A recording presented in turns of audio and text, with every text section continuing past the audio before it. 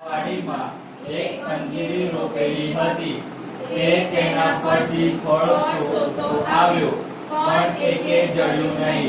ત્યારે તેણે દ્રાક્ષાવાડીના માળીને કહ્યું, જો આ 3 વર્ષથી આ અંજીરી પરથી હું ફળ શોધતો આવ્યો છું અને એકે જડતું નથી, તેને કાપી નાખ. તે વળી ભોય કેમ નકામી રોકે છે? તેણે તેને ઉત્તર આપ્યો કે, સાહેબ, તેને આ વર્ષ પણ રહેવા દે. એટલામાં હું તેની આસપાસ ખોદું ને ખાતર નાખું. જો ત્યાર પછી તેને ફળ આવે તો ઠીક, અને નહીં આવે તો તેને કાપી નાખજે. Hallelujah hallelujah hallelujah hallelujah hallelujah hallelujah. हम अपनी जगह पर बैठ गए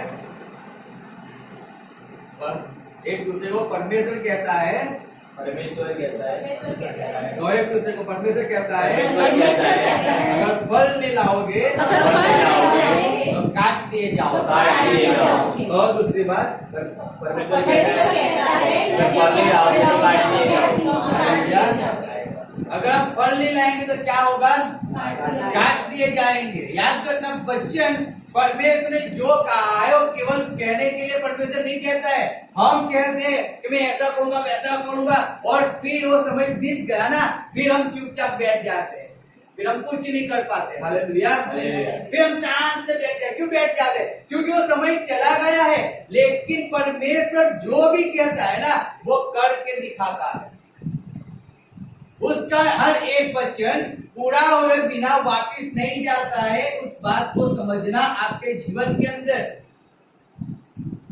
इस बहकाव में नहीं रहना है हमें कि बाइबल में जो लिखा है वो केवल लिखावट है और उसको हमें पढ़ना है और फिर हमें भूल जाना है। नहीं, इसमें जो भी लिखा है हर एक छोटे से छोटा आयत और एक बड़े से बड़ी आयत, एक छोटी से छोटी आज्ञा पालन, एक बड़ी से बड़ी आज्ञा पालन, फिर हमें भरोसा रखकर, हमें विश्वास कर कर हमें उसके पीछे चलना है, उसको पूरा करना ही है, चाहे कुछ भी हो। अगर हमने परमेश्वर को हमारा जीवन समर्पण किया है, तो अब जब समर्पण किया है तब याद रखो परमेश्वर की इच्छा के अनुसार हमें चलना है। आप अपनी इच्छा से नहीं चल सकते हो, ना मैं मेरी इच्छा से चल सकता हूँ। न्याय पृथ्वी पे जितने ने भी परमेश्वर का अंगीकार किया है, परमेश्वर को स्वीकारा है, वो अपनी इच्छा से चल सकता है। इम्पॉसिबल है। Hallelujah hallelujah.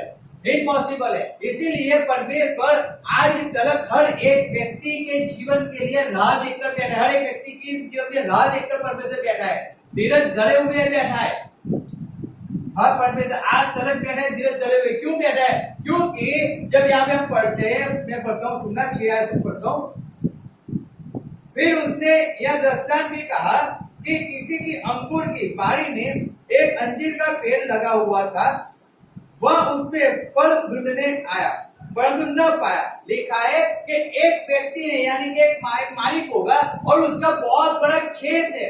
क्या है? बहुत बड़ा खेत है, और उस खेत के अंदर उसने बहुत से पेड़ उसने लगाए हुए हैं। उसमें एक अंजीर का पेड़ भी उसने लगाया।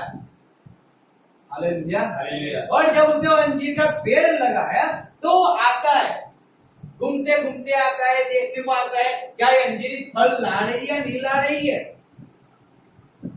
मैंने उसको बोया तो है, क्या किया है? मैंने उसको बोया तो है, मैं उसे पानी दिया हूँ, खाकर दिया हूँ, लेकिन क्या है फल लाती है, नहीं लाती है अंजीरी?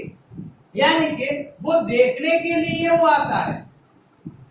और जब वो देखने के लिए आता है तो क्या बात कहती है? तब उसने बाड़ी के रखवाले से कहा, देख, 3 वर्ष से मैं इस अंजीर के पेड़ में फल ढूंढने आता हूँ, परंतु नहीं पाता। इससे काट डाल कि यह भूमि को भी क्यों रोके रहे। हालेलुया। कहते हैं कितने साल से? 3 साल से मैं आता हूँ, फल की ऋतु में आता है। वो ऐसे नहीं आता है, लेकिन जब ऋतु होती है तब वो आता है। अब जब ऋतु अभी चल रही, जैसे आप गर्मी की ऋतु है, यानी कि अभी आम की सीजन है, और अब पेड़ों पे आम आएंगे, और आम आएंगे तो लोग आम खाएंगे ना। लेकिन अगर आप आम जाओ और आपको पूरे गर्मी के महीने के अंदर वो आम ना मिले, समझो ना, कोई पेड़ पे आम मिले, अब उसकी ऋतु है फल देने की, लेकिन तब भी उसमें फल नहीं आता है, तो फायदा क्या है? फायदा क्या है? हालेलुया। हालेलुया। फायदा क्या है? क्योंकि वो तो फालतू में क्या करे, जमीन को रोक के, जगह को रोक के बैठी हुई है ना, उसको काट के निकाल दो और उसकी जगह पे एक नया पौधा रोप दो, कोई नया दूसरा पेड़ रोप दो कि जो फल लाए। यहाँ पे मालिक कह रहा है, मालिक को कह रहा है कि भाई इस अंजीरी को तू क्या कर, काट डालना, क्यों फालतू में जमीन को रोक के रखी है, वो जगह को रोक के बैठी रही है, वो ना वो फल लाती है। 3 साल से मैं उस पर राह देख के बैठा हूँ, 3 साल से मैं आता हूँ, ऐसे सोच में आता हूँ, मैं जाऊंगा और आज इस साल में अंजीर का फल खाऊंगा, वापिस नहीं मिलता, वापिस आते हैं इच्छा से आते, मैं जाऊंगा और अंजीर का फल खाऊंगा, वापिस नहीं मिलता, वापिस आते हैं कहते मैं जाऊंगा फल खाऊंगा। लेकिन ये 3 साल हो गए, 3 साल के अंदर मुझे एक छोटा सा भी फल इसके ऊपर मुझे मैंने देखा नहीं, छोटा भी नहीं देखा। बड़ी की बात तो छोड़ो, पका हुआ तो छोड़ो, छोटा सा फल भी मैं नहीं देखता हूँ। अगर चलो फूल आते हैं और फूल आके फल लगता है और गिर जाते हैं तो भी कहा जाएगा चलो फल तो लगते हैं, लेकिन वो भी नहीं लग रहे हैं, वो भी नहीं आते। Hallelujah, hallelujah, hallelujah. समझो बात को। अब जब यहाँ पे लिखा गया है, जब यहाँ पे अंजीर, तो अंजीर कौन है? तो अंजीर मनुष्य है। हालेलुया। मैं और आप हम अंजीर के साथ सरखाए गए हुए हैं। जो मारी है वो कौन है? तो मारी वो यीशु मसीह है। समझना इस बात को। जो मालिक है वो परमेश्वर यहोवा देव है। इस दृष्टांत के अंदर हम इस तीनों परमेश्वर को देखते हैं, यीशु मसीह को देखते हैं और मनुष्य को भी देख रहे हैं हम यहाँ पे। मैदान जो जमीन है वो जगत है, समझो। इस जगत के अंदर मैं और आप और हमारे जैसे बहुत अव्वल जो लोग इस जगत के अंदर जीवन जी रहे हैं, बहुत से लोग जी रहे हैं। अब जब यहाँ पे जब मालिक कह रहा है कि मैं हर साल में आता हूँ और मैंने आकर नहीं देखता हूँ, लेकिन इस अंजीर में फल नहीं लगते, तो तू क्या कर, इस रात की पानी को तू क्या कर, काट दे। वो फालतू में जमीन को रोक के पड़ी हुई है। आज परमेश्वर में हर एक व्यक्ति आ तो जाता है, क्या करता है, आ जाता है, लेकिन आने के बाद जब उसको फल देना होता है ना, फल यही है। जैसे हमने आपको कहा, जैसे आपको हर बार कहते हैं ना कि गए संडे मैसेज क्या था, फल का मीनिंग क्या है कि आपको उस वचन को याद रखना है, उस वचन को याद रखना है कि आपने क्या सीखा है। आपने वचन को आपके पास आया, उस वचन के अनुसार कितना चले हो, वो फल है आपके जीवन के अंदर। अगर वो वचन आपके अंदर बोया गया है तो आपके अंदर फल तो आना ही चाहिए, आना ही चाहिए। ज्ञानी किसको कहते हैं, बुद्धिशाली किसको कहते हैं, समझो। किसी अभण व्यक्ति को कोई कुछ भी काम नहीं देता है, पढ़े लिखे को काम दिया जाता है, उसको बड़ी पोस्ट दी जाती है। रीजन क्या है? क्योंकि बड़ी पोस्ट पे जब वो जाता है, पढ़ा लिखा है, तो अच्छे से वो काम कर सकता है। लेकिन जो पढ़ा लिखा ही नहीं है वो क्या काम करेगा?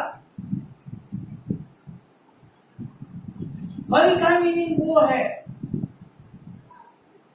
फल नहीं लगते तो फायदा क्या है? क्या फायदा है?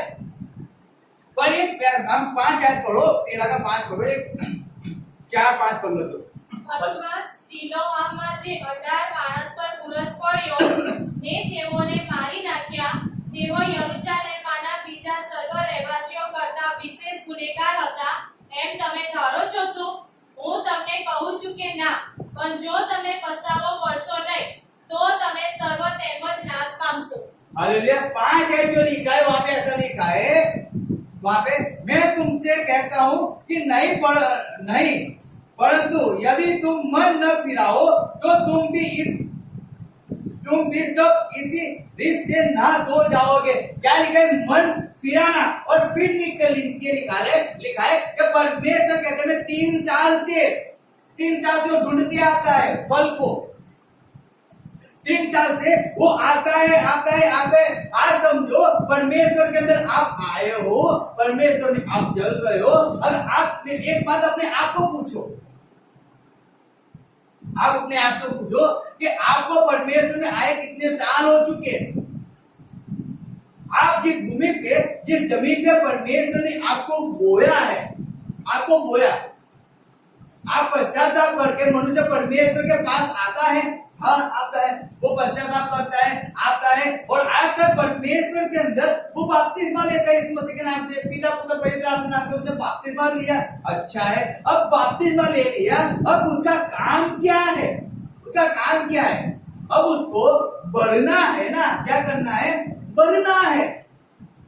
अब जिस जमीन पे वो बैठा हुआ है, जिस जगह पे वो बैठा हुआ है, जिस जगह पे आप रहते हो, जिस जगह परिवार में आप रहते हो, अब आपको वहां पे बढ़ना है। जिस समाज में आप रहते हो उस समाज में आपको बढ़ना है। जिस देश में आप रहते हो उस देश में आपको बढ़ना है। समझो, आपको क्या करना है? बढ़ना है।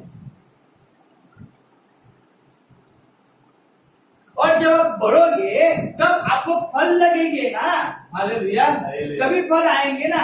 अगर हम बढ़ेंगे नहीं, हमें एक जगह मिल गई है, यानी कि हमने परमेश्वर पर विश्वास किया है, हमने परमेश्वर मसीह के नाम से बपतिस्मा ले लिया है, अब तो हम क्या एक चर्च के अंदर एक हमारा स्थान लेकर बैठ गए। अब ये स्थान मेरा है, मुझे आके यहाँ पे पहले ही बैठना है, मुझे यहाँ पे सेकंड बैठना है, मुझे बड़ी बैठना है और मुझे बस स्तुति आराधना ही करते रहना है। मुझे बस क्या करना है? मुझे झाड़ू पोछा लगाते रहना है, मुझे क्या करना है? मुझे यही काम करते रहना है। यानी कि आपको जो दिया गया है उसको आप पकड़ के बैठ गए हो, आप एक विश्वासू की तरह चर्च के अंदर आके बैठ गए हो, लेकिन उससे ज्यादा कुछ कर ही नहीं रहे हो, तो फायदा क्या है? फायदा क्या है? समझो बात को।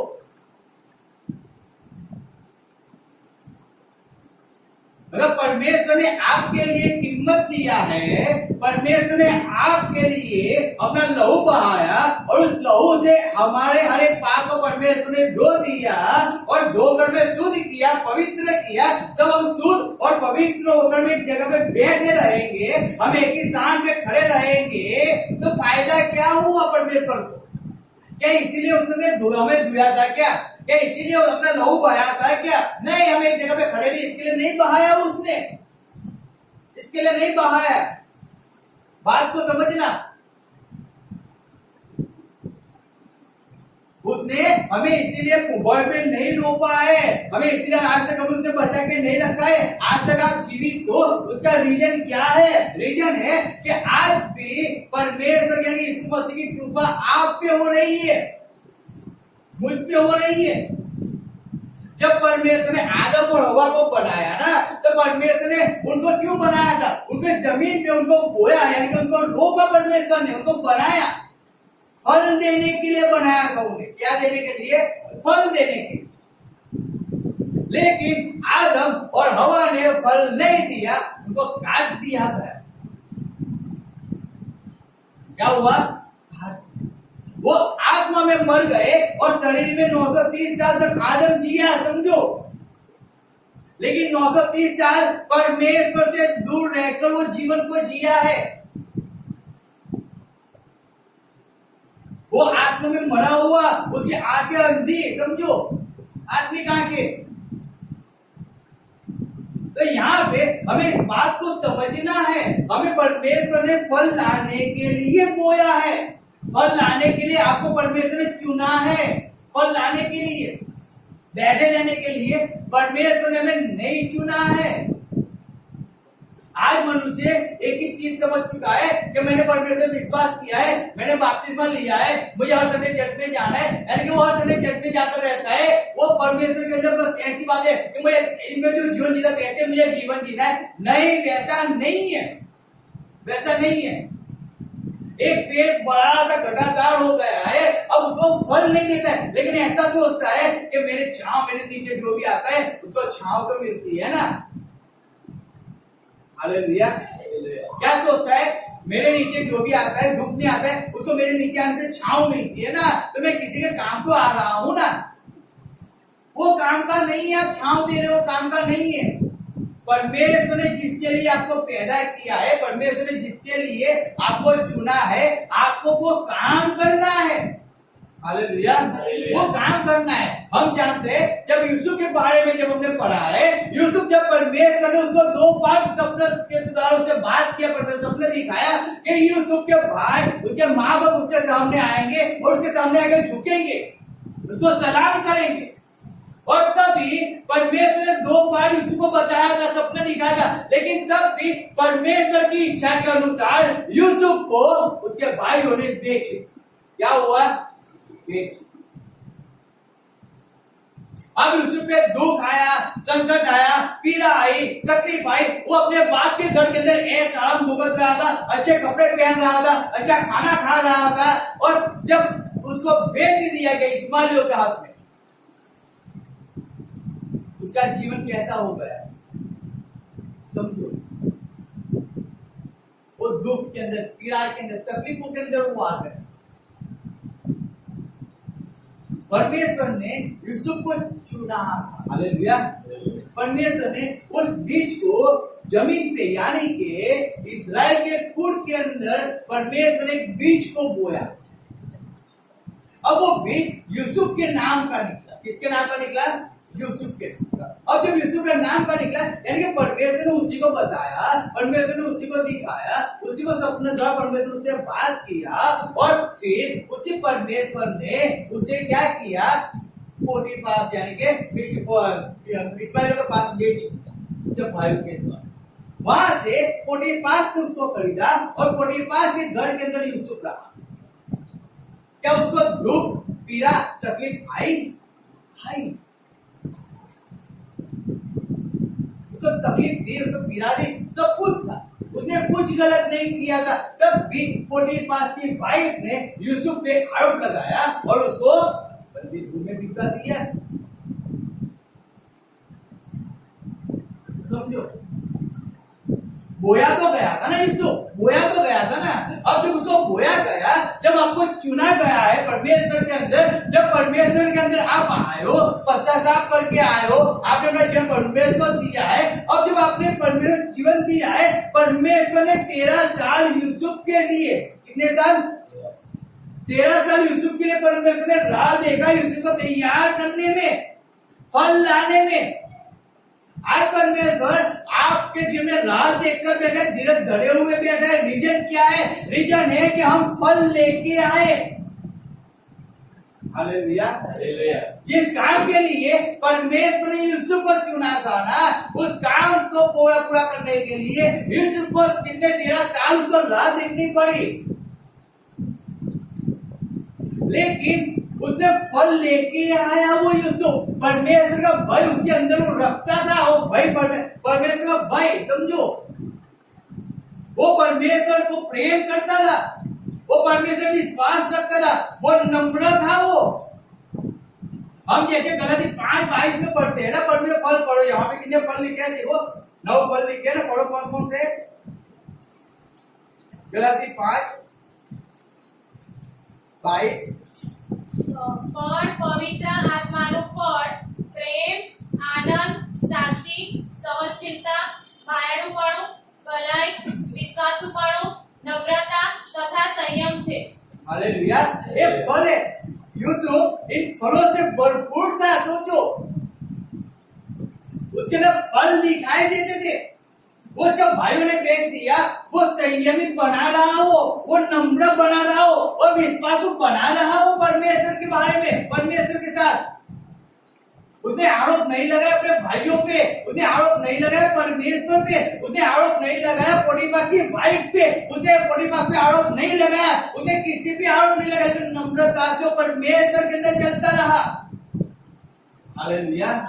याद रखो, जब परमेश्वर, जब मालिक जब बीज को बोता है ना, वो एक आशा से बोता है कि जिसको मैंने बोया है ना, वो फल लेके आए। अगर आज आप किसी को जॉब पे रखते हो, तो आप एक इच्छा तो होती है, अगर आप उसको रखते हो, आप उसको पेमेंट रख देते हो, लेकिन वो कुछ काम ना करे और केवल पगार खाया करे बैठे बैठे, तो फायदा क्या होता है उस मालिक को? फायदा क्या होता है? समझो, अगर आपको बाइक दी जाती है सेवा के लिए, लेकिन अगर वो बाइक, वो एक्टिवा आप अपने आराम के लिए चला रहे हो, घूमने में उसका यूज कर रहे हो, तो फिर आपको पेट्रोल गाड़ी देने से फायदा क्या है? आपको तो परमेश्वर के काम के लिए दिया जाता है ना सब कुछ। एक दिन, 2 दिन, 3 दिन, 4 दिन, 1 महीना, 2 महीना, 1 साल, 2 साल, 3 साल हुए, लेकिन 3 साल के अंदर आप एक व्यक्ति को परमेश्वर के पास नहीं लाए, एक व्यक्ति को अपने सुख समाचार नहीं सुनाया, एक व्यक्ति के लिए आपने प्रार्थना नहीं किया, एक व्यक्ति को अपने नाक पे जाके बचाया नहीं है। Hallelujah, hallelujah. समझो, 5 साल हुए, 10 साल हुए, लेकिन जब से आप परमेश्वर में आए हो, तब से हम परमेश्वर, पहले जब परमेश्वर से दूर थे, तब भी हम क्या करते थे? झूठ बोला करते थे, विचार के अंदर पड़े हुए, व्यसन के अंदर पड़े हुए, मारी के अंदर पड़े हुए थे, लोभ के अंदर पड़े हुए थे। और जब परमेश्वर के अंदर आ गए, आज 5 साल हो गए, 10 साल हो गए, लेकिन आज भी मेरा स्वभाव वैसा का वैसा ही है, तो फायदा क्या है परमेश्वर का? समझो, फायदा क्या है? जब आप परमेश्वर में नहीं थे, तब आप किसी को प्रेम, आप अपने दुश्मन को प्रेम नहीं कर सकते, लेकिन जब आप परमेश्वर में आ गए ना, आपके जो फल आना चाहिए, प्रेम का फल आप में लगना तो चाहिए। अगर आपने परमेश्वर को जाना है, परमेश्वर के लिए आपने अपने जीवन को समर्पण किया है, तो आपके अंदर वो प्रेम का फल तो आना ही चाहिए, वो फल लगना ही चाहिए।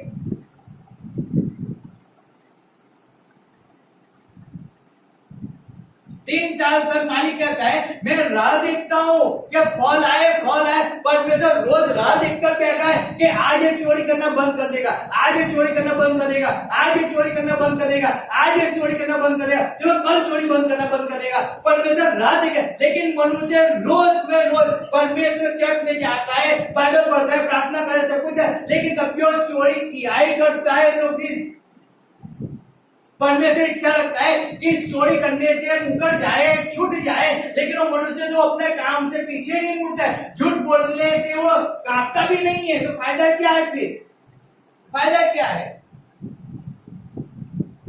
हम कहते हैं ना कि सबका टाइम नक्की है, परमेश्वर ने सबके लिए टाइम नियमित रखा है। हाँ, सही बात है, नियमित रखा है कि परमेश्वर आपके पास आता है, हर रोज आता है, हर रोज आपको कहता है कि बेटा मैं तेरे में जिंदा परमेश्वर हूँ, तू मुझे एक्सेप्ट कर ले, तू मेरे पास तेरा जीवन मुझे समर्पण कर दे। 100% बात है, गलत नहीं है। आज भी हम लोग जी रहे हैं, तो परमेश्वर रोज कहता है ना, बेटा मैं जिंदा परमेश्वर हूँ, मैं मुर्दों में से जी उठाऊं, तो मेरी राह पे चल, तो मेरा मनुष्य विश्वास कर, तो मेरी आज्ञा का पालन कर। लेकिन आज भी मनुष्य उसकी आज्ञा का पालन नहीं करता है, उसका विश्वास नहीं करता है। आज तो भी परमेश्वर धीरज धरे हो, समझो।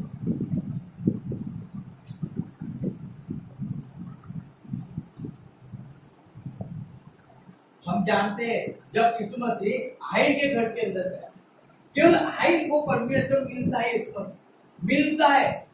अभी घर पे नहीं गया है, लेकिन मिलता है। Hallelujah, hallelujah. उसका जीवन चेंज हो गया था। जब उसकी बेटी जब बीमार थी, तब हाइर परमेश्वर को मिलने जाता है, तब मिलने जाता है। उसके अंदर कितना विश्वास आ गया होगा कि जब यीशु मसीह उसके घर, यीशु मसीह आए के घर में आते हैं ना, उसने हर एक गाने वाले को, हर एक रोने वाले को उसके घर में से निकाल दिया।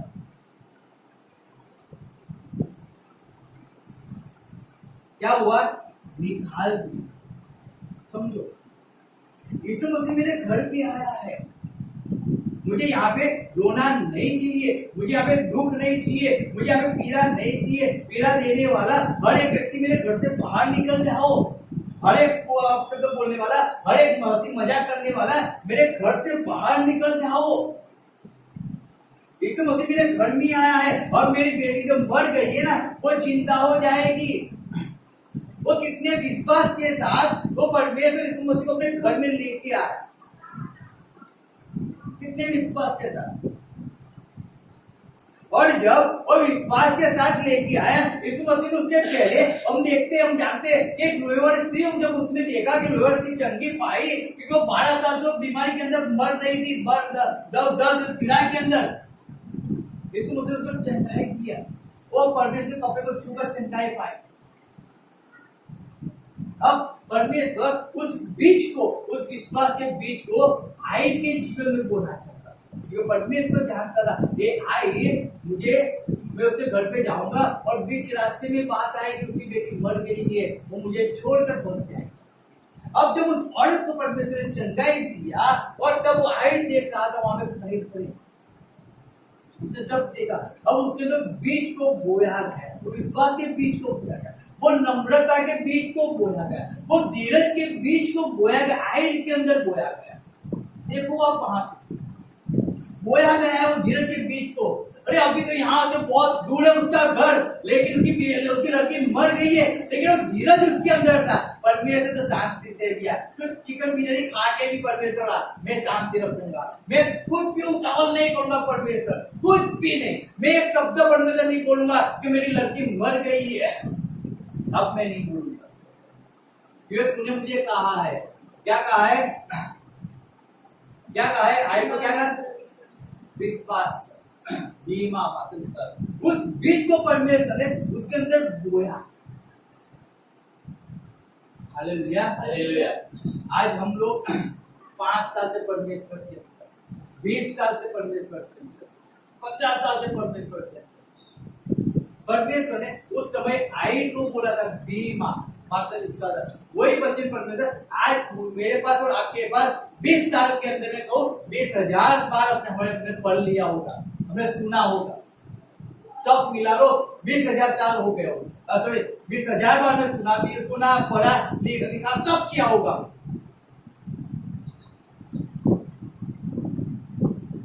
आज तक भी डर तो सता रहा है ना,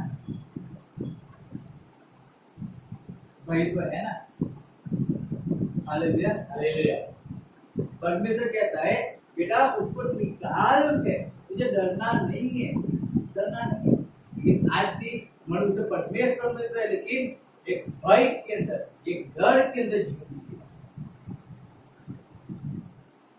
हालेलुया, हालेलुया। वचन कहते हैं भक्तिकरण के अंदर प्रकाशित वाक्य 21:8 में कि डरपोक को परमेश्वर के राज्य में कोई स्थान नहीं। परमेश्वर कहता है बेटा तू डरपोक रहेगा, तुझे मेरे राज्य में तेरा कोई स्थान नहीं है, क्योंकि मेरे राज्य में डरपोकों को कोई स्थान है ही नहीं है। समझो बात को, नहीं है स्थान। अगर आप परमेश्वर में आए हो तो एक बात याद रखो, आपको डरना मना है, आप नहीं डर सकते हो। जो डर है, जो जगत का भय है ना, उसको निकाल के फेंको, निकाल फेंको। आपको भय तो परमेश्वर का होना चाहिए। अगर आप बाइबल नहीं पढ़ते हो आपको भय लगना चाहिए, आप संगति में नहीं जाते हो आपको डर लगना चाहिए, आप संगति में नहीं गए हो, आप चर्च में नहीं जाते हो आपको डर लगना चाहिए, आप परमेश्वर की आज्ञा का पालन नहीं करते हो आपको डर लगना चाहिए। वो भय आपके अंदर होना चाहिए, यानी कि यहोवा का भय का आत्मा आपके अंदर होना चाहिए, लेकिन जगत का भय आपके अंदर नहीं होना चाहिए, वो आपके जीवन राज नहीं करना चाहिए। परमेश्वर धीरज धारण रख के बैठा है कि आपके जब जो भय दूर हो, लेकिन आज 10 साल हो गए, लेकिन तब जो भय ज्यादा से ज्यादा माइंड को कंट्रोल कर रहा है, वही भय आप उसमें से छूट ही नहीं रहे। क्यों नहीं छूट रहे हो? क्योंकि हम परमेश्वर पर विश्वास नहीं करते। Hallelujah, hallelujah. कहते तो है लेकिन नहीं, इसलिए उसमें छूट नहीं। छूटो, परमेश्वर राह देखकर बैठा है, राह देखकर बैठा है।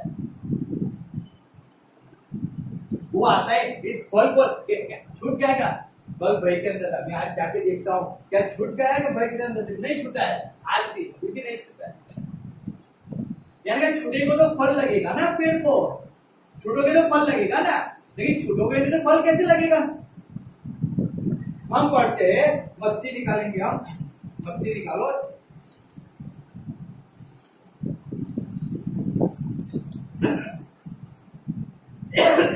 और वहां पे पढ़ो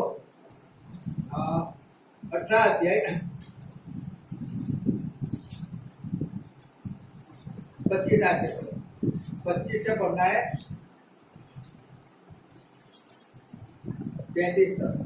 કોણ પાણી આપવાનું તેની પાસે કંઈ નહીં હોવાથી તેના શેઠે તેને તથા તેની સ્ત્રીને તથા તેના છોકરાને 23 આતે પઢો। એ માટે આકાશના રાજ્યને એક રાજાની ઉપમા અપાય છે કે જેણે પોતાના ચાકરોની પાસે હિસાબ લેવા માંગ્યો અને તે હિસાબ લેવા લાગ્યો ત્યારે તેઓએ 10,000 તાલંતના એક દેવાદારને તેની પાસે આણ્યો. हालेलुया. क्या लेने लगा? हिसाब लेने लगा ना. हिसाब क्यों लेता है वो? क्योंकि आपने उसने दिया है ना, आपको जीवन दिया है ना, तो आपके जीवन का हिस्सा तो परमेश्वर मांगेगा ना. आपने जीवन में किया है, क्या किया? समझो बात को. आपको परमेश्वर ने जीवन दिया है, उस जीवन में आपने किया क्या? पृथ्वी पे आपने 40 साल निकाल दिए, 50 साल निकाल दिए, 100 साल निकाल दिए. अरे चलो आपने 100 साल को उसका चिंता नहीं है परमेश्वर को, लेकिन आप नहीं जानते हो तो चिंता नहीं थी. लेकिन अगर आप परमेश्वर को जानकर भी अगर आप 40 साल परमेश्वर पृथ्वी में जिए हो तो परमेश्वर हिसाब मांगता है, तुझे मुझे जानकर तुमने किया क्या? हालेलुया. समझ आ रहा है? परमेश्वर कह रहा है मुझे जानकर तूने 40 साल तुझे बपतिस्मा लेते हुए हो गए, 40 साल पहले तूने पश्चाताप किया था ना, तूने मुझे पहचान लिया कि मैं मुर्दों में से जी उठाऊं, मैं ही जिंदा परमेश्वर हूं, तो तूने मेरे लिए किया क्या? अब आगे बढ़ते हैं फिर. પણ વાડી આપવાનું તેની પાસે કંઈ નહીં હોવાથી તેના શેઠે તેને તથા તેની સ્ત્રીને તથા તેના છોકરાને તથા તેની પાસે જે કંઈ હતું તે સગળું વેચીને ટેબુ વાળવાની આજ્ઞા કરી. हालेलुया. क्या कहते हैं राजा? कह रहा है कि अब तेरे पास देने के लिए चुकता करने के लिए कुछ नहीं है. अच्छा चल कुछ नहीं है. उसको, उसकी वाइफ को, उसके बच्चे को, उसके पूरे घराने को, सबको बंदी गृह में डाल दो और जब तक वो नाम चुकता करे अपना, तब तक उसको क्या करो? वहां पे दांत पीस दे. हालेलुया. सीधी बात है. अगर परमेश्वर ने आपको दिया है तो आपको हिस्सा तो मांगेगा ही मांगेगा. वहां में हम पढ़ते हैं ना, उसने पेड़ को बोया है, अंजीर को बोया है, तो फल तो उसको चाहिए ना, फल चाहिए.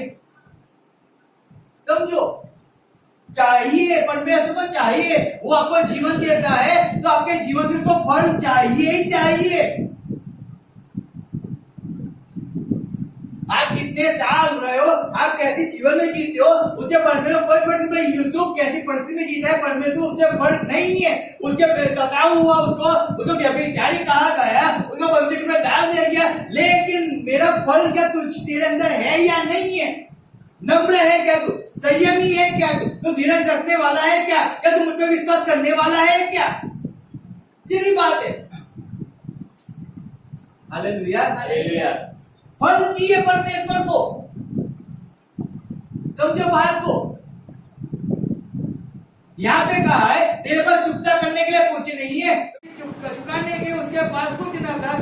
25 आया 25 आया. तो उसके स्वामी ने कहा कि यह और उसकी पत्नी और लड़के वाले और जो कुछ इसका है सब बेचा जाए और वह कर्ज चुका दिया जाए. सब कुछ बेच दो. उसकी वाइफ को बेच दो, उसके बच्चे को बेच दो, उसका मकान बेच दो, सब बेच दो और कर्ज चुका दो. हालेलुया. अब जो सेवक था राजा का, वो वहां पे कर रहा है 26 साल. इस पर उस दास ने गिर कर उसे प्रणाम किया और कहा, हे स्वामी धीरज धर, मैं सब कुछ भर दूंगा.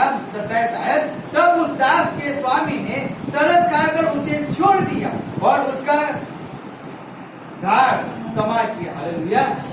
अब स्वामी ने क्या किया? स्वामी ने क्या किया?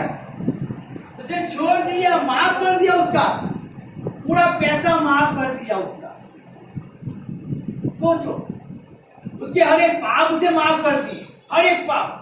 तूने क्या पाप किए? तूने बपतिस्मा लिया, तूने व्यभिचार किया, तूने चोरी किया, तूने खून किया, तूने ये किया, तूने वो किया, सब किया, लेकिन तू पश्चाताप करने वापिस आया.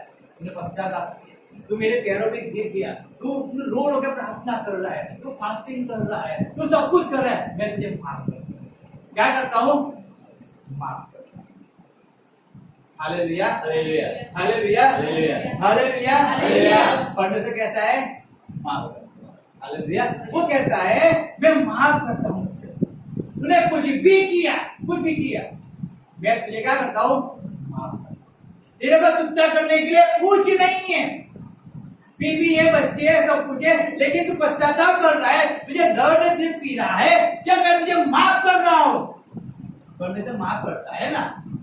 मैं कहा ना बोलता हूँ, माफ नहीं करता हूँ। तो कहता है, वचन कहता है ना 7 गुण्या 70 यानी कि 490 बार। तो उसको भी आप गिना करो 70 बार, उसको भी 7 बार गिना करो।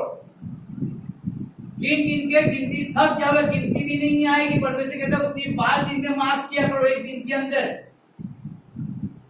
Hallelujah, hallelujah.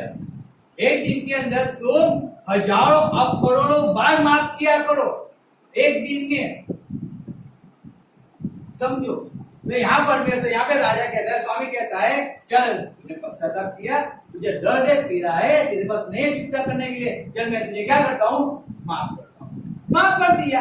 अब जब माफ भी उसको दे दी, अब आगे पढ़ते हैं हम। जो आगे क्या लिखा है मैं पढ़ता हूँ, सबके साथ में आपको बताऊं। इस पर उस दास ने गिरकर उसे प्रणाम किया और कहा, हे स्वामी धीरज धर, मैं सब कुछ भर दूंगा। तब उस दास के स्वामी ने तरस खाकर उसे छोड़ दिया और उसका धार क्षमा किया। परंतु जब वह दास बाहर निकला तो उसके सभी दासों में से एक उसको मिला जो उसके 100 दीनार धारता था। उसने उसे पकड़कर उसका गला घोटा और कहा, जो कुछ तू धारता है भर दे। इस पर उसका भी सगी दास गिरकर उससे विनती करने लगा कि धीरज धर, मैं सब भर दूंगा। तब उसने न माना, परंतु जाकर उसे बंदी गृह में डाल दिया कि जब तक कर्ज को भर न दे तब तक वहीं रहे। हालेलुया। हालेलुया। अब समझो कि एक व्यक्ति का पाप माफ हो चुका है, उसने कर्ज लिया। परमेश्वर ने हमारे लिए, यीशु मसीह मेरे और आपके लिए क्या किया, हमें अपना लहू बहाया। अब उसने लहू बहाया, हमें धोकर शुद्ध किया, पवित्र किया। उसने कर्ज तो दिया ना, उसने जीवन तो दिया ना, दिया। और लेकिन हम उसके जीवन को भरपाई करने के लिए हमारे पास कुछ नहीं है, कुछ नहीं है। तो तब भी हम, परमेश्वर ने हमें उसके लहू से धोकर हमें शुद्ध और पवित्र किया। वापिस मनुष्य पाप में जीवन जी रहा है, गंदगी में जीवन जी रहा है, लेकिन तब भी परमेश्वर, जब भी वो उसके पास आता है ना, परमेश्वर उसे क्या करता है, माफ करता है। हालेलुया, माफ करता है। हाँ या ना? हाँ करता है माफ। एक आदमी था, तुमको वो आदमी इतना शराबी था, वो भी परमेश्वर को जानने वाला था। और परमेश्वर जानकर उसने बपतिस्मा भी किया, और बपतिस्मा लेने का 3-4 साल हुए, और 3-4 साल के बाद उसको माने क्या हो, कैसे संगत लगी, वो अभी शराबी हो गया। अब वो शराबी हो गया, वो दारू पीने लगा। धीरे धीरे उसका जीवन बहुत खराब हो गया। और जब उसको पश्चाताप हुआ, उसको मालूम पड़ा, उसने क्या किया, परमेश्वर के पास आया और परमेश्वर के पास आकर उसने माफी मांगा। अब हमारा परमेश्वर तो कहता है दयावान है, वो तो माफ कर, उसके पास जो भी जाता है उससे माफ कर देता है। उसने उसको माफ किया। उसने क्या किया, माफ। उसके कितने भी गंदे पाप थे, कैसे भी पाप थे, परमेश्वर उसको माफ कर दिया। लेकिन अब उसी व्यक्ति ने, उसकी वाइफ से गलती हो गई, उसकी वाइफ को घर से निकाल दिया, उसको छोड़ दी। Hallelujah, hallelujah. अब परमेश्वर यहाँ पे कह रहा है कि तू मुझे जानकर भी, क्या कर जानकर भी तूने बहुत गलत किया, तब भी मैंने तो तुझे माफ किया ना, मैंने तो माफ किया ना। तो जैसा मैंने तुझसे किया व्यवहार, वैसा ही व्यवहार तुझे भी बाहर वाले से करना तो चाहिए ना। समझो बात को, जैसा मैंने तेरे पास किया है वैसा तुझे बाहर वाले के पास तुझे ऐसा करना चाहिए ना, तुझे उसे माफ करना चाहिए ना। तो उसको शिक्षा नहीं दे सकता है। अगर मैंने तुझे शिक्षा नहीं दी है तो तुझे भी शिक्षा देने का कोई कारण नहीं है। मैंने तेरा माफ किया है तो तुझे भी माफ करना है। मैंने तेरा छोड़ा है तो तुझे भी छोड़ना है। मैंने दया दिखाई ना, तुझे भी दया तो दिखाना है, वो एक फल है ना। समझो,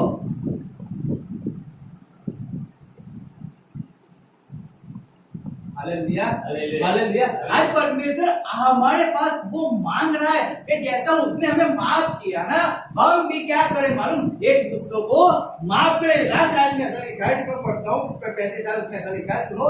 इस प्रकार 26-24 आते, और उसके स्वामी ने क्रोध से आकर उससे दंड देने वालों के हाथ में सौंप दिया कि जब तक वह सब भर न दे तब तक उनके हाथ में रहे।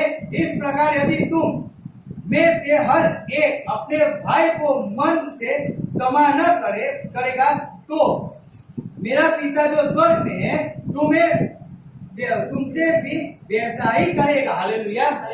समझो, यहाँ पे लिखा है कि अगर आप अपने भाई को क्षमा नहीं करोगे तो आपको भी क्षमा नहीं किया जाएगा। फल परमेश्वर ढूंढता है वो। उसने हमारे पापों को माफ किया है ना, तो परमेश्वर ने हमको कहा है कि आप भी अपने अपराधों के आपके विरोधी उनके पापों को माफ करो, चाहे उनके पाप कितने भी बड़े क्यों ना हो, लेकिन उन्हें माफ करो। हालेलुया। मैंने जैसे आपसे प्रेम किया है ना, वैसे ही जाके आप उन लोगों से प्रेम करो। आप बपतिस्मा लेकर क्रिसमस होकर चर्च के अंदर बैठे रहोगे, उसमें कोई फायदा नहीं है। परमेश्वर चर्च को लेने आने वाला नहीं है। परमेश्वर चर्च को नहीं लेने आने वाला है। परमेश्वर यीशु मसीह उससे विश्वास करने वाले उसकी कलीसिया को लेने आने वाला है, जो उसको आधीन रहती है, उसकी आज्ञा का पालन करती है, उसे लेने आने वाला है। बात को समझो। वहां पे लूका में हम आते हैं, वापस आ जाएंगे, उसमें ऐसा वापस हम पढ़ेंगे उसको। लूका 13 पढ़ो, 13:8 पढ़ो। તેને ઉત્તર આપ્યો કે સાહેબ, તેને આ વર્ષ પર રહેવા દે, એટલામાં હું તેની આસપાસ ખોદું ને ખાતર નાખું। हालेलुया।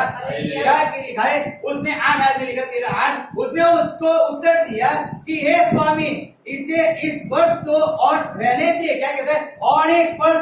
आपको 24 साल मिला ना, 24वां साल मिला ना, 2024 आ गए, 1 साल परमेश्वर ने और दिया। क्या दिया? 1 साल और दिया। समझो बात को। यीशु मसीह कहता है पिता से, हे पिता, 1 साल उनको दे दे, 1 साल और दे दे उनको। कितना हो? 50 पूरा हो गया, हाफ सेंचुरी हो गई है, और 51 यानी कि 1 साल और दे दे उनको पिता। शायद 1 साल के अंदर मैं उनके अंदर क्या करूंगा, चारों ओर उनके आजू बाजू में क्या करता हूँ, खाकर डाल को मैं पढ़ता हूँ वापिस। मैं इससे वर्ष तो रहने दे कि मैं उसके चारों ओर खोद कर खाद डालू। क्या करूं? मैं उसके चारों ओर खोदूं और अच्छे से खाद डालू, पानी डालू, उसकी मावजत करूं अच्छे से। शायद 1 साल फल लेके आए। हालेलुया। हालेलुया। समझो बात। वचन कहता है यहाँ पे यीशु मसीह मेरे और आपके लिए किससे प्रार्थना कर रहा है? परमेश्वर। किससे आजीजी कर रहा है? परमेश्वर। किससे मध्यस्थी कर रहा है? परमेश्वर। आज भी कर रहा है, आज भी। इसके लिए तो आप सुबह उठते हो ना, सुबह मैं उठता हूँ, इसीलिए उठते हैं हम, इसीलिए उठते हैं कि परमेश्वर रोज इस मसीह कहता है पिता को, आज का दिन दे दे ना, आज का दिन दे दे। आज अगर वो कुछ नहीं करेगा ना, कल क्या होगा मालूम है? कल उसको फिनिश कर देंगे, कल उसको काट डालूंगा, चिंता मत कर। आज का दिन दे दे। जब सुबह उठते ना, परमेश्वर आज का दिन दे दे, कल मैं उसको काट डालूंगा, कल काट डालूंगा। वापिस रात आती है और जब सूरज की किरण निकले, परमेश्वर कहता है आज उसको काट डालना है। तूने कहा था ना कल, परमेश्वर आज का दिन दे देना उसे। यानी कल तो आती ही नहीं है ना, कल आती है क्या? नहीं आती, आज आती है केवल। और परमेश्वर कहता है आज एक दिन से आज के दिन तो सुधर जाएगी। आज के दिन दारू पीना बंद कर, आज के दिन जक्कई, हालेलुया, जक्कई के घर के अंदर, जक्कई बीच रास्ते में परमेश्वर को देखने आ, आज का दिन परमेश्वर जक्कई, एक दिन जक्कई तेरा है। क्या है? यीशु मसीह वहीं से जा रहा है, और जब यीशु मसीह जा रहा था, जक्कई की इच्छा थी यीशु मसीह को देखने, और वो आए यीशु मसीह को देखने। हालेलुया। और जब यीशु मसीह को देखने के लिए आया, वो छोटा सा नाटा सा, वो कहता है बहुत भीड़ है, मैं नहीं देख पाऊंगा। वो तुरंत जाके उस पास में पेड़ था गुल्लर का, उस पे चढ़ गया। छोटा था भाई से चढ़ गया वो पेड़। अब चढ़कर उसने वहां से दूर से देख रहा है, यीशु मसीह दिख रहा है, हाँ दिख रहा है, वो इसी तरफ आ रहा है, वो देख रहा है, हाँ देख रहा है, और यीशु मसीह देखते वो यीशु मसीह को देख रहा है। और कब यीशु मसीह उसके पास आ गए, उसको मालूम भी नहीं, उसका ध्यान कहाँ था मालूम है? यीशु मसीह के ऊपर। वो यीशु मसीह के अंदर इतना खो गया यीशु मसीह उसके पेड़ के नीचे आके खड़ा हो गया और कहता है जब नीचे उतर। अगर समझो यीशु मसीह यहाँ से जहाँ भीड़ है सब कुछ है और उसको मालूम है बीच में मेरे पास आ रहा है तो खुद उतर के नहीं आ सकता है नीचे। उसको मालूम ही नहीं कि यीशु मसीह नीचे आके खड़ा हो गया मेरे लिए। यीशु मसीह मेरे और आपके लिए नीचे आके खड़ा हो गया।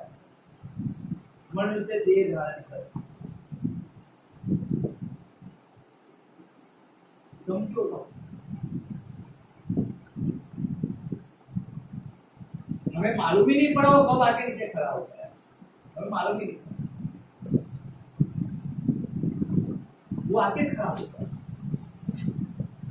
और उसने झट कहा हे जक्कई झट नीचे उतरा मैं आज तेरे घर पे आके आज मैं तेरे घर पे चाय पीऊंगा नाश्ता करूंगा। जक्कई झट नीचे उतरा। यीशु मसीह ने मुझसे और आपको कहा झट सब कुछ छोड़ दे दिया। सब छोड़ उस पुराने मनुष्य को छोड़ दे। मैं आज तेरे घर में आने वाला, मैं आज तेरे जीवन में आने वाला। छोड़ दे सब कुछ, उतना सब कुछ तू ऊपर चढ़ा ना तू ऊपर डाल दे और पोता वहीं पे छोड़ दे और नीचे उतर आ तू। जब कहीं तुरंत नीचे उतर आता है। इतना आनंद से भरा हुआ था। सही में कहूं उसके पास जितनी संपत्ति थी जितनी संपत्ति उसकी चाहे कितनी बीवी हो गए कितने बच्चे हो गए वो कितना अमीर होगा उसकी पोजीशन कितनी होगी। जब वो पैदा तब से लेकर जब तक यीशु मसीह को मिला ना तब तक उसको ऐसा आनंद नहीं मिला होगा। वो आनंद जब यीशु मसीह को मिलने से उसको मिला। याद कर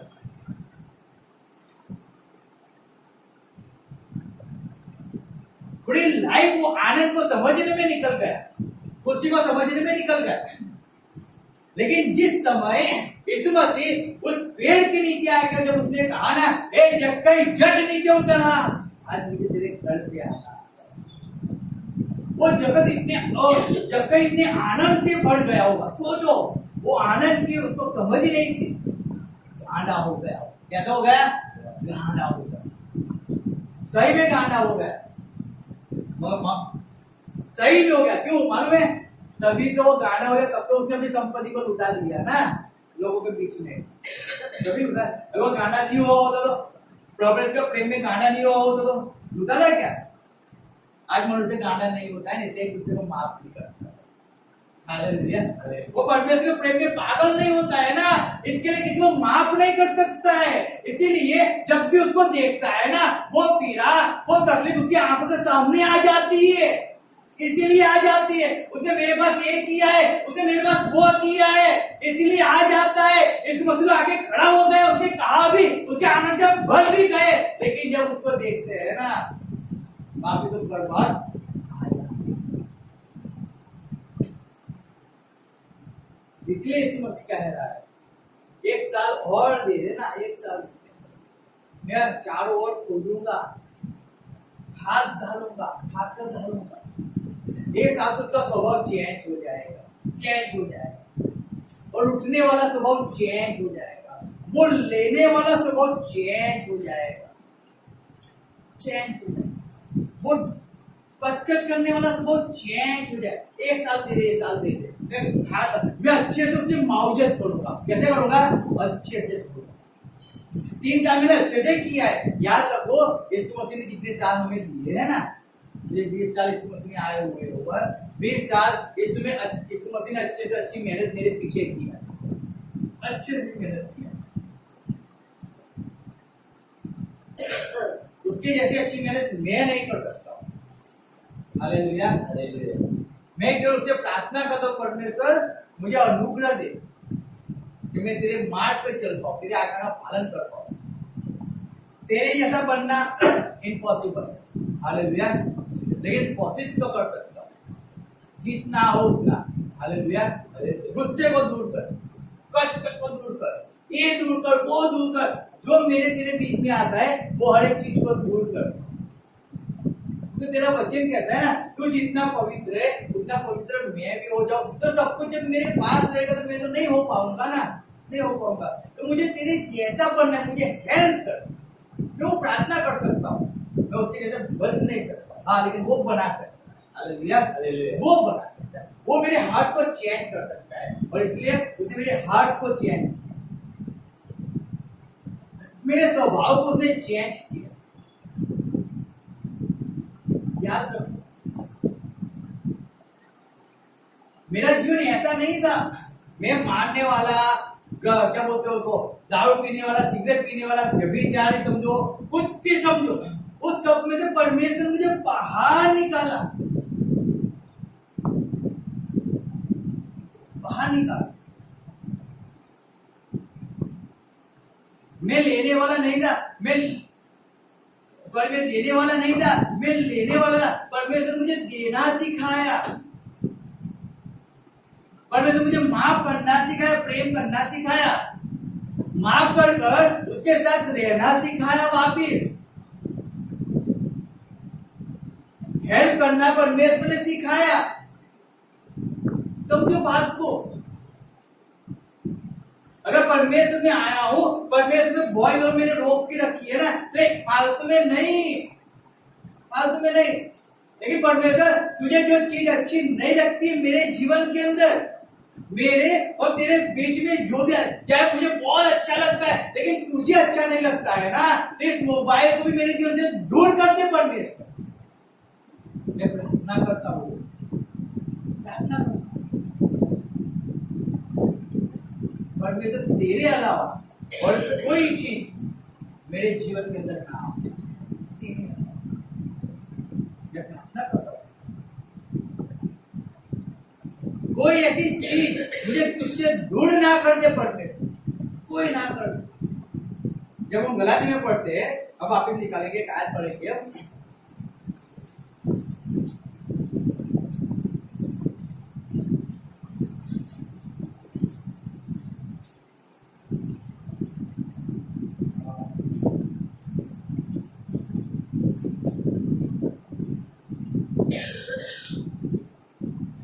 सॉरी, गलाती नहीं, 2 कर तेरे पेट मुझे क्या दूर कर देगा।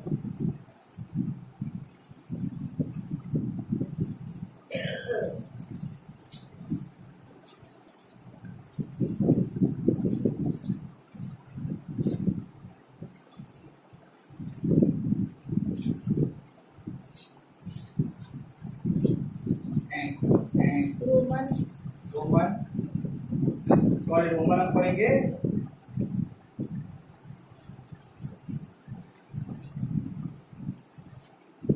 सही है,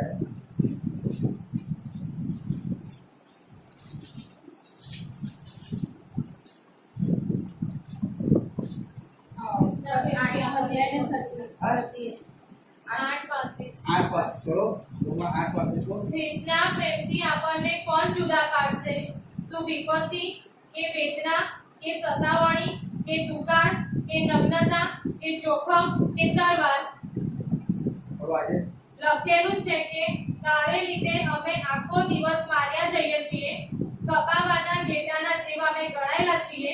તો પણ જેણે આપણા ઉપર પ્રેમ રાખ્યો છે તેને આજે આપણે એ બધી બાબતોમાં વિશેષ જય પામીએ છીએ। हालेलुया। क्या लिखा है? कौन परमेश्वर के प्रेम से हमें दूर करेगा? कौन परमेश्वर की माफी से दूर करेगा? कौन कर सकता है? अगर परमेश्वर ने माफी का अधिकार दिया है, माफ करने का अधिकार दिया है, कौन हमें माफ करने से रोक सकता है? क्या विपत्ति रोक पाएगी? क्या क्या दुख रोक पाएगा? क्या पीड़ा रोक पाएगी? क्या हालेलुया, क्या रोक पाएगा? अगर परमेश्वर अच्छे से वो खाद दादा, खाद का मीनिंग है कि वो माफी दे हमें देता है, माफ करने का अधिकार हमें देता है, प्रेम करने का अधिकार हमें देता है, उस परिस्थिति के अंदर, उस वेदना के अंदर परमेश्वर में चलने का अधिकार परमेश्वर देता है, परमेश्वर बने रहने का अधिकार हमें देता है। तो हमको कौन परमेश्वर के प्रेम से जुदा कर पाएगा? परमेश्वर काम से जुदा कर पाएगा? समझो, कौन? अगर उसने बोया है, अगर यीशु मसीह ने बोया है, याद रखना आपको कठिन लगता है आपके जीवन के अंदर, आपको कठिन लगता है कि मैंने यीशु मसीह को चुना है, मैंने यीशु मसीह को पसंद किया है, मैंने फालतू में क्या बपतिस्मा ले लिया, आपकी सोच ऐसी होगी। आपको ऐसा लगता है कि मुझे दुख आया, कीमत भी अब तकलीफ आई, मैंने बपतिस्मा लिया, मैंने यीशु मसीह पीछे जा, तब भी क्यों ऐसी परिस्थिति आ गई। याद रखना, यीशु को हमेशा याद रखना आपके जीवन के अंदर परमेश्वर आपके जीवन से फल चाहता है, यीशु मसीह फल चाहता है, पिता फल चाहता है आपके जीवन से। आपका विश्वास कब परखाया जाता है कि जब आप उस परीक्षाओं के अंदर पास निकलते हो ना, तब कहा जाता है कि आपके अंदर फल लगा हुआ है। जब आप अपने दुश्मन को भी माफ कर उसके लिए हाथ से प्रार्थना करते हो ना, तब कहा जाता है कि परमेश्वर फल आप में लगा हुआ है। याद रखो इस बात को। फल का मीनिंग है कि अगर परमेश्वर में आए हो ना, परमेश्वर मावजत करता है, वो खाद डालता है, खाकर डालता है, पानी डालता है, चारों ओर को खोदता है। क्यों मेहनत कर रहा है वो मालूम है, क्योंकि मनुष्य का नाश ना हो जाए, इसलिए रात दिन मेहनत कर रहा है वो रात दिन, इसीलिए वो मेहनत कर रहा है कि जब आपने उसको चुना है ना, आपने उसको पसंद किया है, आपने उसके बारे में जाना है ना, फिर आप पीछे मुड़ के ना देखो, आप नाश में ना चले जाओ, आप उस पाप में ना गिर जाओ। इसलिए परमेश्वर राह देखकर बैठा हुआ है, धीरज धरे में बैठा हुआ है कि आज इसके अंदर से स्वभाव दूर होगा, आज स्वभाव दूर होगा, आज होगा, आज होगा, आज होगा। लेकिन आज भी अगर दूर नहीं होगा तो याद रखो परमेश्वर काट देता है। यीशु मसीह मेहनत करता है, आज भी मेहनत करता है आपके जीवन में और मेरे भी जीवन में मेहनत करता है। जब फल नहीं आएंगे अफसोस। Hallelujah, hallelujah. इसीलिए जब लास्ट आयत को लुका के नवाज करो, ठीक है। तो आगे को फल तो फला नहीं, सॉरी नाम ऐसे बताओ। उसने उसको उत्तर दिया कि है स्वामी, इसे इस वर्ष को और रहने दे कि मैं इसके चारों ओर खोद कर खाद डालूं, तो आगे को फले तो भला, नहीं तो उसे काट डालना। हालेलुया। अगर वो सुधर जाए तो अच्छा है। हालेलुया। झूठ बोलना बंद कर दे तो अच्छा है। व्यभिचार करना बंद कर दे अच्छा है। चोरी करना बंद कर दे अच्छा है। व्यसन करना बंद कर दे अच्छा है। यीशु मसीह ने किस से कहा, जिसको तूने पैदा किया है ना पृथ्वी पे, और उसने पश्चाताप भी किया, विश्वास भी किया, अपना जीवन भी मुझे समर्पण किया, मेरे नाम से, यीशु मसीह के नाम से बपतिस्मा भी दिया है अच्छा है। अब एक मोई के अंदर आ चुका है, उस खेत के अंदर, मैदान के अंदर आ चुका है। हालेलुया। अब जब वो मैदान के अंदर आ चुका है, खेत के अंदर आ चुका है, अब खेत में उसको बोया गया है। अब खेत में बोया गया है कि आप अपनी तकलीफों को लेकर बैठे मत करो। Hallelujah, hallelujah. आप अपने पीड़ा को लेकर घर के अंदर बैठे मत करो। इसके लिए परमेश्वर ने नहीं बोया है। अगर आपको तकलीफ है, लेकिन आपकी तकलीफ से ज्यादा आपके पड़ोसी को ज्यादा तकलीफ है। अगर आपको हाई बीपी है और अगर उसको सिर दर्द है ना, तो आपका हाई बीपी उसके सिर दर्द से बहुत कम है। अगर किसी व्यक्ति को कैंसर है और सामने किसी घर के सामने पड़ोसी के अंदर किसी को नॉर्मल समझो, हड्डी टूटी हुई है ना, तो आपकी कैंसर उस हड्डी टूटी हुई थी, छोटी बीमारी है, बड़ी नहीं है, बड़ी नहीं है आपके लिए। क्यों आपके लिए बड़ी नहीं है?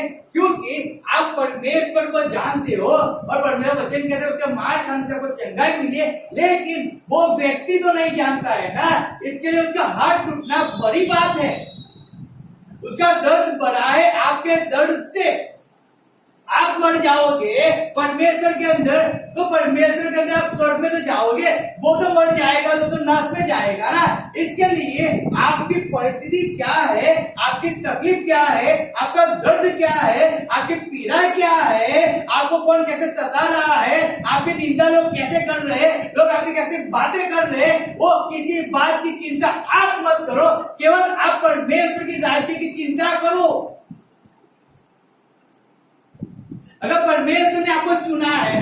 परमेश्वर अगर आपको खेत के अंदर बोया है तो आपको 5 साल हुए तो परमेश्वर राह देखकर बैठा है कि आप फल देने वाले बन जाओ। आज भी आप क्यों कलीसिया के अंदर आकर बैठे रहकर क्यों सुनने वाले नहीं, लेकिन आप बाहर जाके शुभ समाचार सुनाने वाले बन जाओ। परमेश्वर की इच्छा वो है, परमेश्वर की इच्छा है क्यों आप अकेले यहाँ पे आके बच मत जाओ, लेकिन बाहर जाके बहुत से लोग नाश में जा रहे हैं, उनको बचाने वाले बन जाओ। क्यों यहाँ पे आके आंख बंद करके 5-10 मिनट प्रार्थना किया मत करो।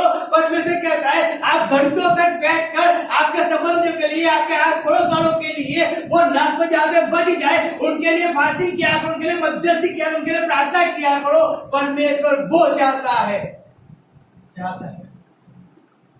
इसीलिए उसने बोया है आपको, और फल की राह क्या हमारे जीवन में देखता है, इसीलिए देखता है।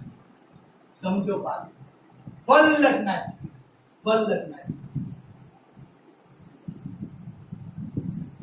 एक दिन परमेश्वर मुझसे, आपसे और जितने भी उसके लोग, हर एक व्यक्ति से परमेश्वर पूछे ये तूने पृथ्वी में जाके किया क्या, सबसे पूछेगा परमेश्वर। यीशु मसीह एक क्वेश्चन सबसे पूछेगा, चाहे वो बड़ा हो या छोटा, सबसे पूछने वाला है। Hallelujah, hallelujah. सबसे और तब वो पूछेगा तूने किया क्या, क्या किया। हम कहेंगे हमने जन्म लिया, परमेश्वर कहता है मैंने दिया ना। हम कहेंगे हमने पश्चाताप किया, मतलब पवित्र आत्मा ने हम पे अनुग्रह किया, और तब हमें पश्चाताप पाप क्या है हमें मालूम पड़े, इसलिए पश्चाताप किया। वो हम हमारी जात से नहीं कर पाए, तो परमेश्वर ने चुना ना कि हम नाश में ना जाए, इसके लिए तो परमेश्वर ने एक पश्चाताप किया। तो मैंने तुझे अनुग्रह किया, इसलिए तूने किया, तूने मेरे लिए क्या किया, तूने क्या किया। और मैं चर्च में जाके बैठा रहता था, अच्छा है वो चर्च मेरा था, जगह भी मेरी थी, मैं वहां पे आता रहता था, तो वहां पे बैठता था, वो अच्छा है। मेरे लिए क्या किया, मेरे लिए क्या किया, क्या किया परमेश्वर के लिए। चर्च में आओ, परमेश्वर की इच्छा वो है। विश्वासों को बैठे रहो, परमेश्वर की इच्छा वो है क्या, तो क्या है परमेश्वर की इच्छा। तुम बचो, दूसरों को बचाओ, तुमको फ्री में मिला है तुम फ्री में दो। क्या लिखा है कि पृथ्वी के छोर तक जाओ, उसके शुभ समाचार सुनाओ, पिता पुत्र पवित्र आत्मा के नाम से लोगों को बपतिस्मा देते जाओ, वो इसकी इच्छा है ना। बैठे रहो ऐसी चीज इसकी इच्छा नहीं है परमेश्वर की। खुद बच गए, अच्छा मैं बच गया मुझे चिंता नहीं, अरे तुम बच गए लेकिन वो तो बचना है, बचा नहीं है, उसका तो नाश हो जाएगा, उसको तो बचाओ, उसके लिए तो मेहनत करो ना। वो तो दुश्मन है, उसने ऐसा किया वैसा किया, अरे उसने आखिर में जो भी किया है आपको माफ कर दो, उसको समाचार सुनाना है, आपको परमेश्वर के पास लेके आना है। मतलब गंदी गालियां बोलता है, अरे चाहे गंदी गालियां बोले, वो मुझे मार डाले चाहे मारे, लेकिन आप जाओ तो सही। क्या कहता है हनन्याह, कहता है वो तेरे लोगों को पकड़ने के लिए यहाँ पे आया है, और तू कहता है मैं जाकर उसके लिए प्रार्थना करूं। हाँ जा, मैंने उसको चुना है ना, आप नहीं जाना, मुझे चुना है, लेकिन अगर आपको पड़ोसी को परमेश्वर चुना होगा तो हम चुपचाप सुनाने नहीं जाते, तो पड़ोसी कहाँ से उद्धार पाएगा। परमेश्वर ने क्यों चुना आपको, क्यों चुना, आपके परिवार से परमेश्वर आपको क्यों चुना, चलो मुझे वो बताओ क्यों चुना। मालूम है, आप अपने परिवार को बचाओ, आप अपने परिवार को बचाओ, परमेश्वर ने इसके लिए आपको चुना। तब तो हम तो क्या हो गए मालूम है, हम खुद बच गए है ना। आप खुद ही परमेश्वर के लिए दिया करेंगे, परिवार के लिए यार। क्यों, रीजन क्या है मालूम है, क्योंकि हम परमेश्वर हम तो चुने गए ना, लेकिन हम उतने गंभीरता के अंदर हम खुद नहीं आए, तो हमें कहां से मालूम पड़ेगा कि मेरा परिवार कितनी गंभीर परिस्थिति के अंदर गुजर रहा है। हमें परमेश्वर गंभीर नहीं हुए तो परमेश्वर ने चुना कि हम हमारे परिवार का तो उद्धार कर दे एक बार। हमारे माँ बाप, हमारे बच्चों, हमारे बीवी, हमारे हस्बैंड के, हमारे सगा संबंधी का उद्धार तो हो जाए एक बार, भले बाहर का ना हो। लेकिन अगर एक व्यक्ति परमेश्वर एक व्यक्ति को चुना है, घर के अंदर 4 व्यक्ति है, तो एक व्यक्ति 3 को बचा लेगा, तो समझो 100 को चुना है परमेश्वर ने। तो कितने बच जाएंगे? 3000 तो ऐसे ही बच जाएंगे ना। लेकिन हम हमारे परिवार के लिए क्या करते हैं? हालेलुया। हम घर के अंदर रहते हैं, वही गुस्सा होता है, वही गैलेक्सी होती है, वही सब मतलब परमेश्वर का मिशन है। आधा घंटा प्रार्थना भी करते हैं, लेकिन आधा घंटे प्रार्थना करने के बाद वो गुस्सा बाहर निकल आता है ना। वो स्वभाव 20 साल के बाद चेंज नहीं होता है। रीजन क्या है? आज माफी मांग लिए, फिर वापस कल वापस जैसे के वैसे वो भूल जैसे कादों में जाती है और वापस परमेश्वर उसको धुलाता है, वापस जैसे की वैसे हो जाती है। फायदा क्या है? छोड़ो, छोड़ो। एक बार नाम उसको कभी नहीं पकड़ना है, कभी नहीं पकड़ना है, चाहे कुछ भी हो जाए। मर जाना परमेश्वर के अंदर वो अच्छा है, लेकिन छोड़े हुई बात को पकड़ना, छोड़े हुए जीवन को पकड़ना बहुत हालेलुया। परमेश्वर आज मुझको आपके जो फल ढूंढ के आते हैं हमारे, आज तक हमें फल नहीं दिए। परमेश्वर आज के लिए 1 साल की चांस और देता है, चांस देता है। हम जाए और फल लाए, फल शुभ समाचार सुनाए लोगों को, परमेश्वर के पास लेके आए, नाथ में जाकर लोगों को बचाए। हम हमारी तकलीफों में बैठे ना रहे, हम हमारी बीमारियों में ना बैठे रहे, हम हमारी चिंता में बैठे ना रहे। अरे हमारी चिंता क्या है उसको छोड़ो, हम परमेश्वर के राज्य की चिंता करने वाले हो जाए। अगर हम पे फल नहीं लगेगा ना, याद रखो, चाहे 20 साल परमेश्वर के अंदर जीवन निकाला होगा, लेकिन परमेश्वर काट देगा क्योंकि उस पेड़ को फल नहीं लगा। Hallelujah, hallelujah. याद रखो, यानी कि वो फल हमारे अंदर होने चाहिए जो परमेश्वर ढूंढता है। हर एक फल होना चाहिए। हमें दूसरे के लिए प्रार्थना करने वाले होने चाहिए, हमें दूसरे को माफ करने वाले होने चाहिए, हमें दूसरे के लिए धीरज धरने वाले होने चाहिए। हर एक बात के अंदर, हर एक बात के अंदर, चाहे वो छोटी बात हो या बड़ी बात, परमेश्वर के अंदर हम नीरज बने रहे। वो जो मेहनत करता है ना, वो फालतू में मेहनत नहीं करता, वो हमें बचाना चाहता है, आपको बचाना चाहता है। हम आपको कह रहे हैं, हम इसके लिए मेहनत नहीं करते, हम ऐसे मुंह नहीं दिखाते, लेकिन हमें इच्छा है कि आप परमेश्वर बच्चे को जानो, उसकी भलाई को जानो और नाथ पूजा से बच जाओ। परमेश्वर की कोई इच्छा है। आज हम लोगों को समाचार क्यों सुना दे? अगर आप लोगों को समाचार सुनाओगे, क्यों सुनाओगे? परमेश्वर की इच्छा है, उसकी इच्छा के अंदर आप उसका काम कर रहे हो। उसका खेत है, खेत उसका है, और उस खेत के अंदर आप मजदूरी कर रहे हो। समझो, लोगों को बचाने की बात को समझो। नाश में हुए जाते लोगों को बचाने की मजदूरी आप कर रहे हो, लेकिन आप खेत के अंदर हो, लेकिन आप ऐसे ही बैठे रहोगे ना, कुछ फायदा। बाप नो मुसारो मरण, कुछ फायदा।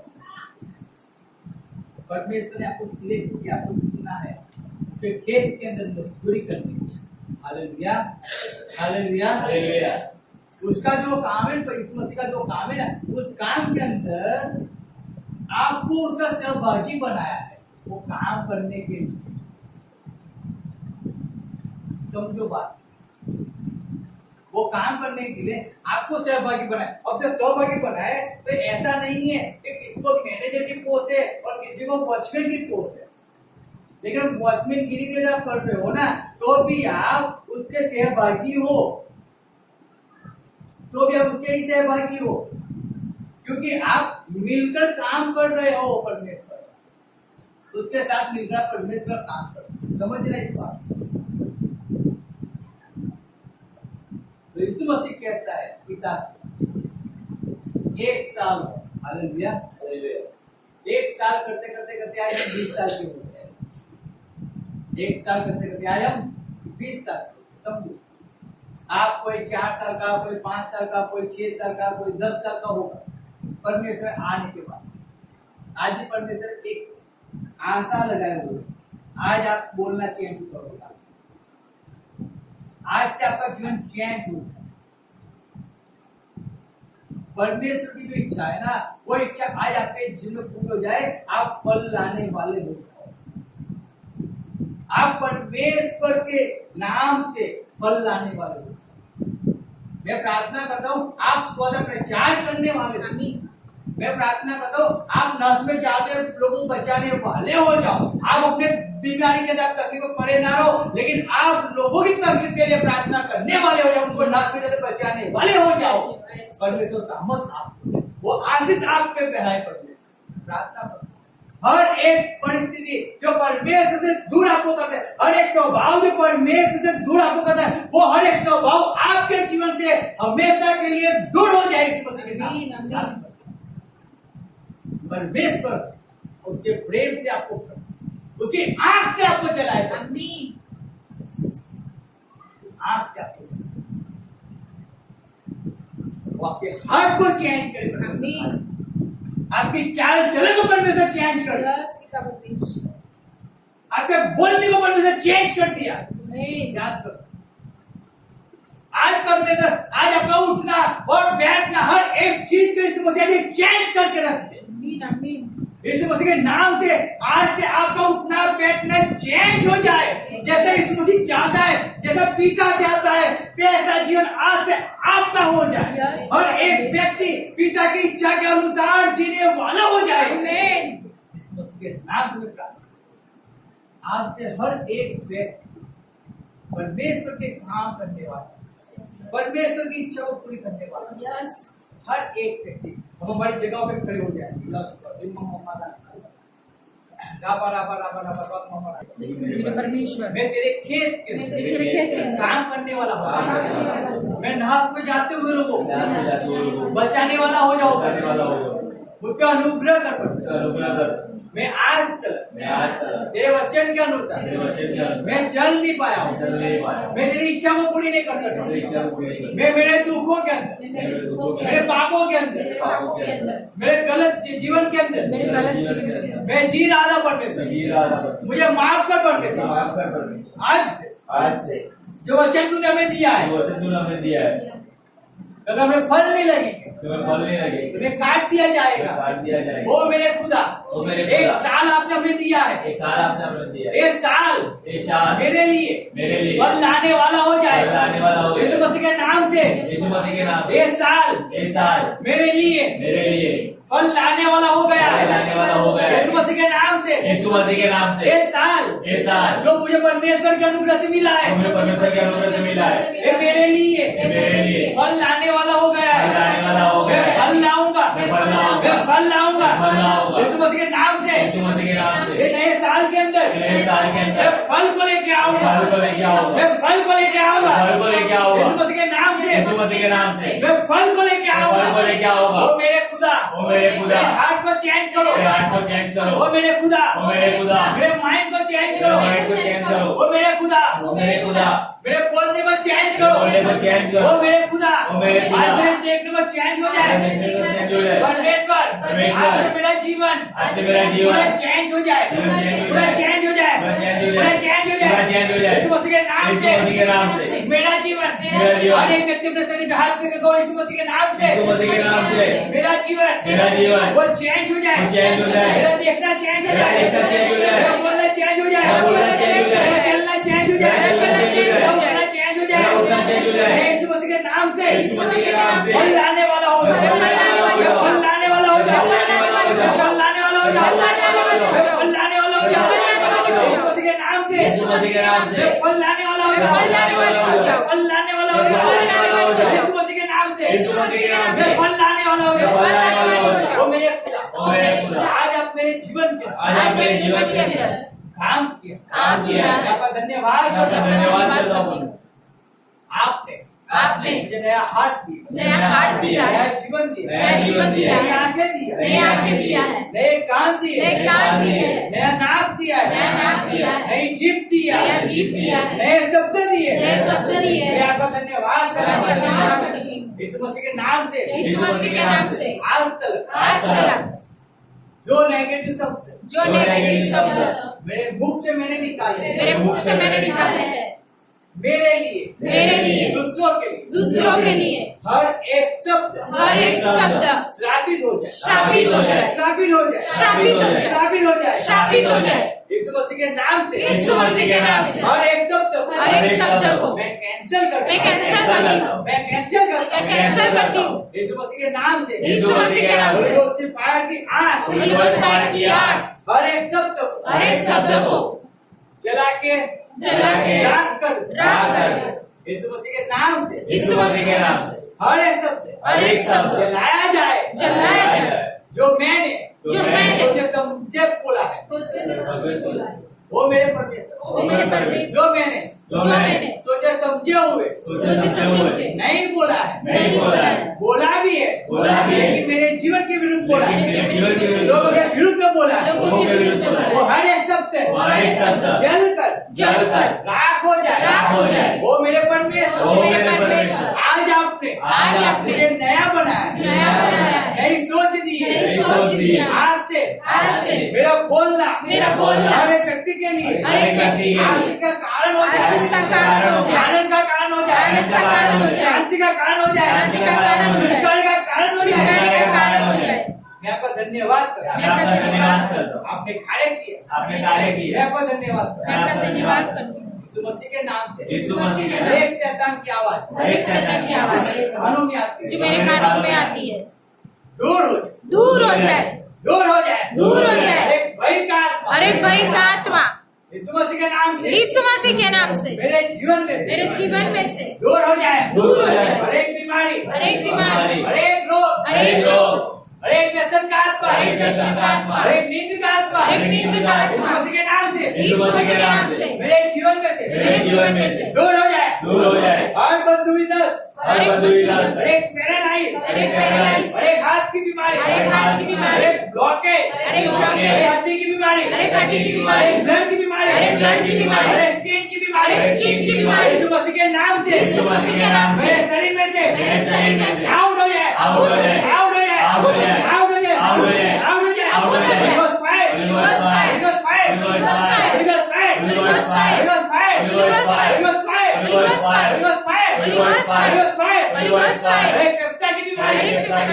श्वास की बीमारी, कान की बीमारी, गर्दन की बीमारी, मरके की बीमारी यीशु मसीह के नाम से मेरे शरीर में से मेरे परिवार में से आउट हो जाए।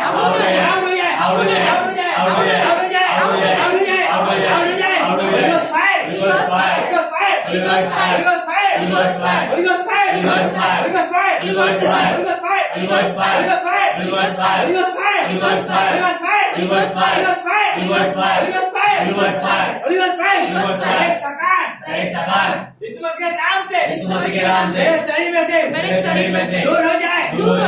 हर एक बीक का आत्मा, हर एक डिप्रेशन का आत्मा मेरे जीवन में से यीशु मसीह के नाम से दूर हो जाए।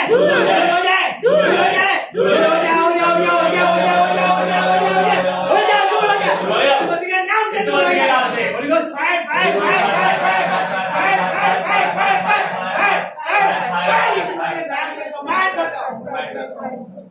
एक दर्द का आत्मा, हर एक डिप्रेशन का आत्मा मेरे जीवन में से मेरे शरीर में से कैंसिल करता हूँ।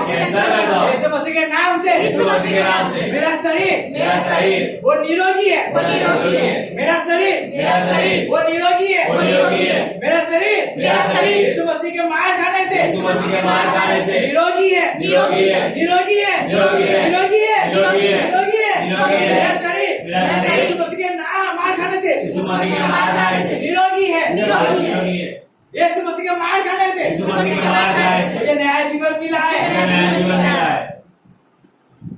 यीशु मसीह के मार खाने से मेरा जीवन चेंज हुआ है। मैं चेंज हुआ। मेरा हार्ट चेंज हुआ है। मेरा सोचना चेंज हुआ है। मेरा बोलना चेंज हुआ है। मेरा चलना चेंज हुआ है। हाँ मेरे खुदा यीशु मसीह आपने हमसे प्रेम किया। आपने मुझसे प्रेम किया। आपने मुझसे प्रेम किया। मैं आपका धन्यवाद मैं आपका धन्यवाद करता हूँ।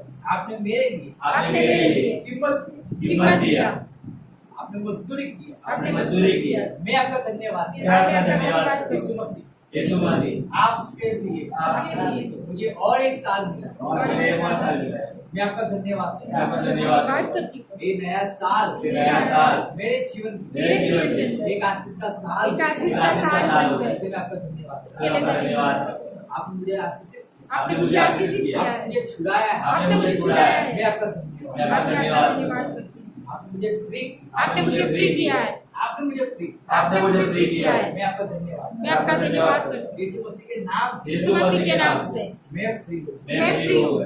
हर एक बीमारी से हर एक बीमारी से हर एक रोग से हर एक रोग से मैं फ्री हूँ। मैं फ्री हूँ। हर एक कान की हर एक बीमारी, हर एक कान की बीमारी से, हर एक सिर की हर बीमारी, एक सिर की बीमारी से, हर एक हड्डी की हर बीमारी, एक हड्डी की बीमारी से, हर एक हार्ट की हर बीमारी एक हार्ट की बीमारी से मैं फ्री हूँ। मैं मैं फ्री हो चुकी हूँ। यीशु मसीह के नाम यीशु यीशु मसीह के नाम से मैं फ्री हूँ। मैं फ्री हो चुका हूँ। मैं आनंदित मैं आनंदित हूँ। मैं आनंदित मैं आनंदित हूँ। मैं आनंदित मैं आनंदित हूँ। यीशु मसीह के नाम से यीशु मसीह के नाम से मैं आनंदित मैं आनंदित हूँ। थैंक हमारे बड़े व्यक्ति प्रार्थना